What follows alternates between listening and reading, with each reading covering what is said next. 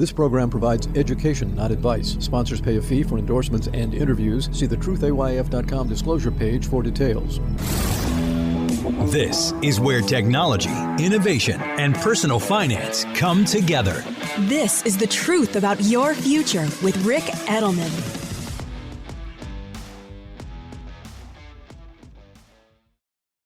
What's your boldest, truly ambitious life goal? Everyone has one, and everyone deserves a way to get there. That's why State Street offers a wide variety of ETFs to give all investors access to the market and the chance to reach their goals. Like with SPY, where you get the power of the S&P 500 in a single trade. Wherever you're heading, getting there starts here with State Street. Before investing, consider the fund's investment objectives, risks, charges, and expenses. Visit ssga.com for a prospectus containing this and other information. Read it carefully before investing. SPY is subject to risks similar to those of stocks. All ETFs are subject to risk, including possible loss of principal. Alps Distributors, Inc. Distributor.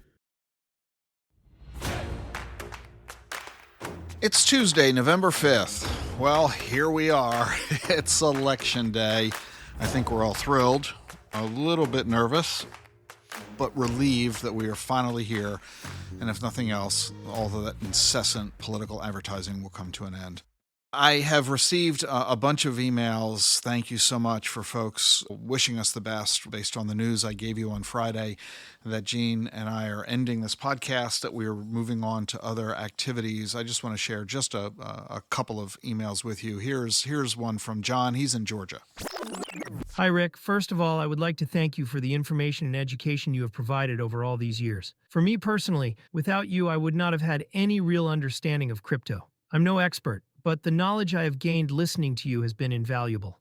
I have also enjoyed listening to your insights into future technologies, and especially the battle against Alzheimer's disease. So I was saddened by your decision to stop producing this show as of December 31st. Would it be possible that you maybe just reduce the podcast to some other frequency? I'm really interested in hearing in more detail the progress that you and the team make to Alzheimer's disease detection and your crypto advice from a source that I really trust. Whatever you decide, I wish you and Gene all the best for the future. Thank you again.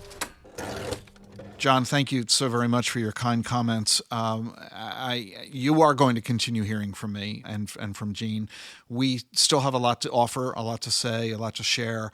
Our format, our methodology is going to change. That is a work in progress at the moment, but we will continue to be a voice. And so stay tuned between now and the end of the year to learn more details of what it is we plan to do. We will have additional announcements coming. What I encourage you to do right now to make sure that you stay connected with us is to make sure you're on our mailing list.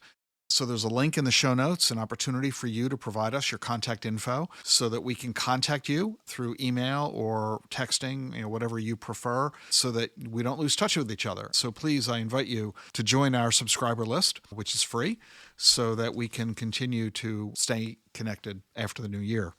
And I get that, one or two of you may be disappointed that my podcast is ending, but I went through the explanation last week, partly explaining that the AI technology is frankly making these podcasts unnecessary. I don't know if you heard the news this past weekend, but a radio station in Poland was doing very poorly and didn't have much listenership, partly because of the advent of podcasting and AI technology. So they fired all of their on-air hosts because they couldn't afford them anymore.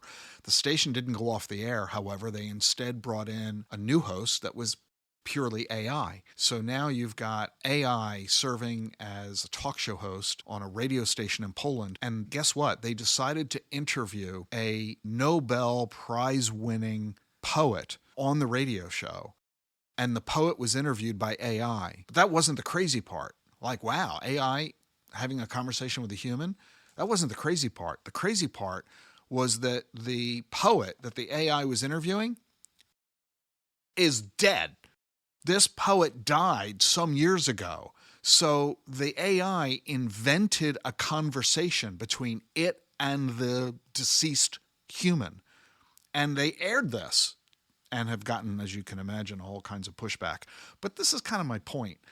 In this era, I don't really see why my continuing to do this podcast makes a whole lot of difference. And frankly, makes a whole lot of sense. Let's go on to Thompson. He's in Philly. Rick, I started listening to you on WMAL radio from day one. I remember your start with John Lyon all those many years ago. After December 31st, are you still going to be leading DAC FP? I have the CBDA designation. Wow, Thompson, you really do remember going all the way back. It was John Lyon who gave me my very first radio interview on WMAL. He graciously granted me a 15-minute on-air segment on a Friday afternoon. When you subtract the commercials, that we were really on the air together for about 8 minutes.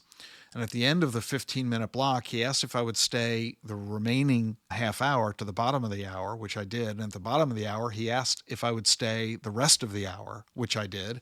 And at the end of the hour, John asked, would I come back? And as we went off the air, he said that I was the first person who was ever able to explain these topics in a manner he understood. He was so excited and enthused. I ended up going back on WMAL every month. I was generating, they told me, more phone calls to the station than any other advice-type guest they had ever had. And after a couple of years of this, they eventually offered me my own show, which I then did for 32 years. And it all began thanks to John Lyon.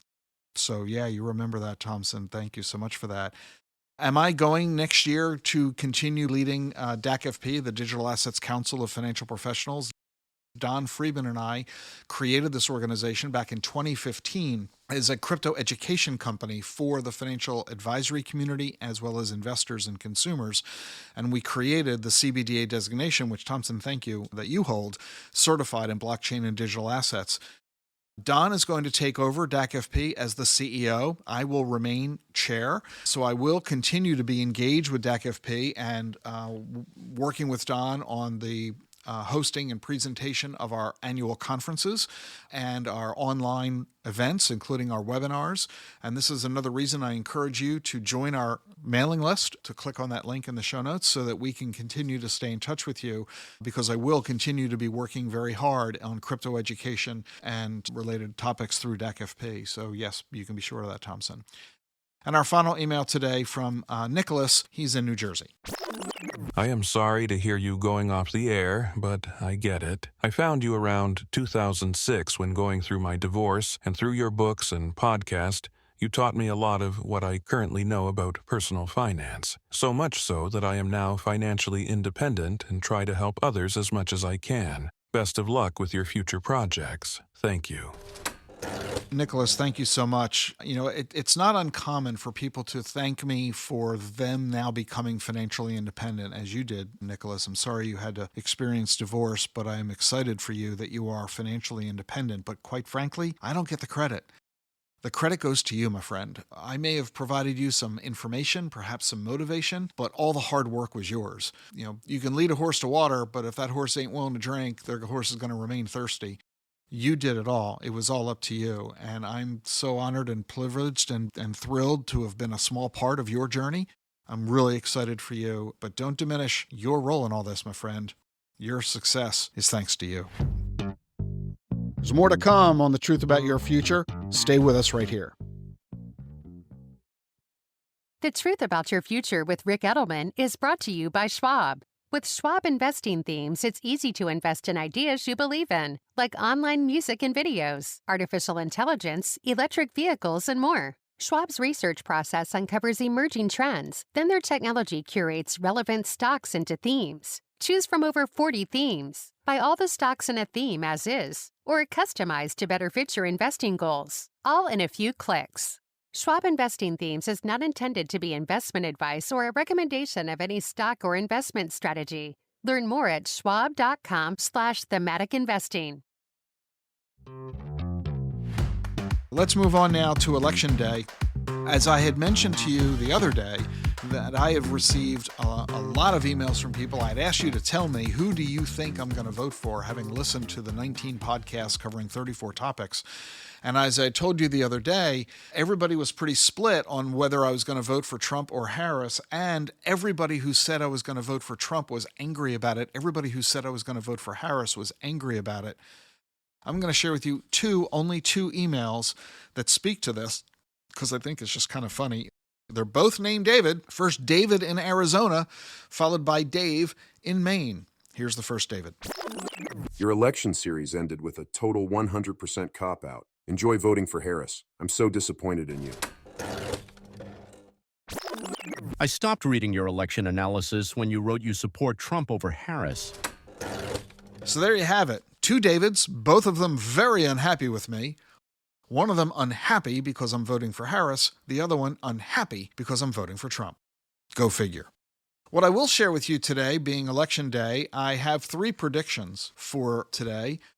The first of my predictions regarding the selection of President of the United States of America, we are not going to know who our next president is going to be today. This contest is going to be so close in so many contested states that we aren't going to know by the time you go to bed tonight who the next president's going to be. And I don't believe we're going to know for several days, possibly for several weeks, who the next president is going to be. And the reason for that is my second prediction. We are going to see lots of lawsuits. Both parties have already filed dozens of lawsuits across the country in states from coast to coast, anticipating election fraud, voter ballot invalidity, you name it. And these lawsuits are going to take some time to work their way through the courts. And for all those reasons, it's going to be days, maybe weeks, before we get it all sorted out. And my third prediction, and I hate to say it, I'm sorry to say it, I am not endorsing this in the least. I'm simply telling you that despite my angst and anxiety over it, I fear we're going to witness it. As a result of the outcome of many of those lawsuits, some people are going to be so unhappy that we're going to experience and witness violence. And not just aimed necessarily at Trump or Harris, God forbid, but at senators, congressmen, and state and local officials, including those working diligently, selflessly at our election boards. You know the situation as well as I. This is a horrific trend that we have begun to see emerge, and it is my biggest fear. So I do hope you vote. If you haven't yet, I hope you get there before the polls close tonight, and I'll be with you over the next days and weeks as we together discover who the leader of our nation will be for the next 4 years. The biggest question, though, has nothing to do with who I'm voting for or about my predictions of when will it take to find out and will there be lawsuits and who will win them and what will some crazy people do as a result. The real question here that we have to answer, the only one that matters, what are you going to do about this? How are you going to handle your investments and your investment strategy as a result of the president-elect? We know that both Donald Trump and Kamala Harris have offered campaign platforms of massive tax cuts and massive spending. Both of them are going to increase the federal debt if they get their way. They're going to explode the size of the federal deficit. They are both offering all kinds of tax breaks to all kinds of American voters, all in an effort to woo them and win their vote. And the question you need to ask yourself is, what's this going to do to my investments? What's going to be the impact on the stock market? My ability to retire and financial security on schedule? What I have begun to hear are some people saying that they are beginning to make plans for altering their investment strategy based on who wins. I'll tell you what I have always told investors for the past 3.5, 4 decades. If you plan on living longer than 4 years, meaning you plan on living longer than the next president will be in office, if you're going to outlast the next commander-in-chief, I would not make any investment changes. It doesn't matter what the next president does in the next 4 years. You should be thinking about the next 40 years. And I say that even if you're in your 60s. Even if you're in your 60s, odds are pretty good you're going to live 20, 30, 40 more years. Think back 20 years ago. Quick, who was the president? You can't tell me. You don't know. Quick, 40 years ago, who was the president? You can't tell me. You don't know. That's ancient history. And that's what you're going to say 20 years from now about this election. You're not going to be able to remember instantly, immediately, who won in 2024. That'll be old news. You're going to be focused on the new issues of the day because there's going to be some new crisis you're going to be worried about. It's going to be another election of some kind that is the worst ever that, this is the most important election in U.S. history. They always say that. Here's what they said during the Kennedy-Nixon election. I think in many ways this election is more important than any since 1932, or certainly almost any in this century. Perhaps, as Senator Kennedy has already indicated, the most important election in our history.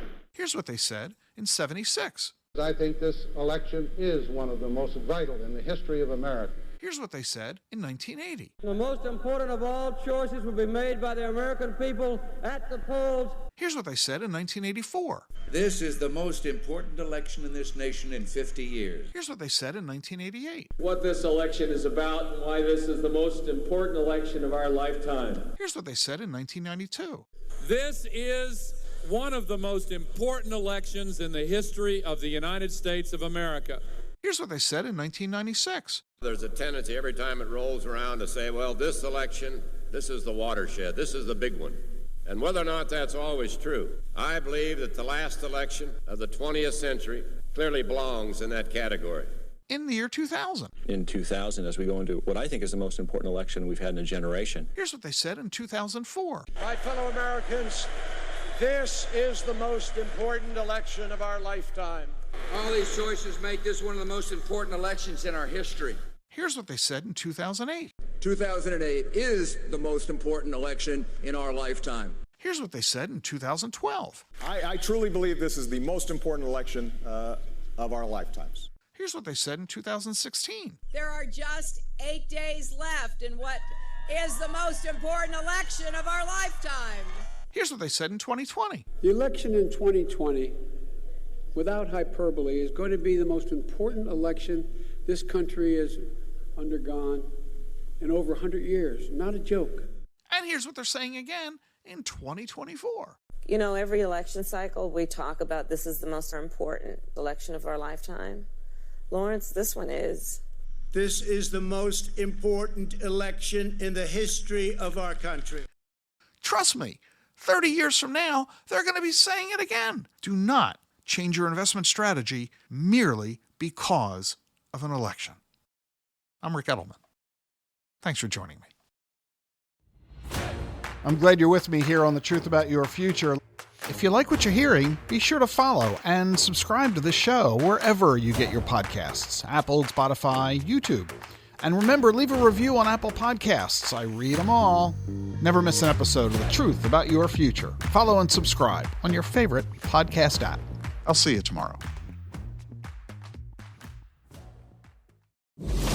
How do advances in science, technology, and medicine translate into investment opportunity? Listen and learn. This is The Truth About Your Future with Ric Edelman.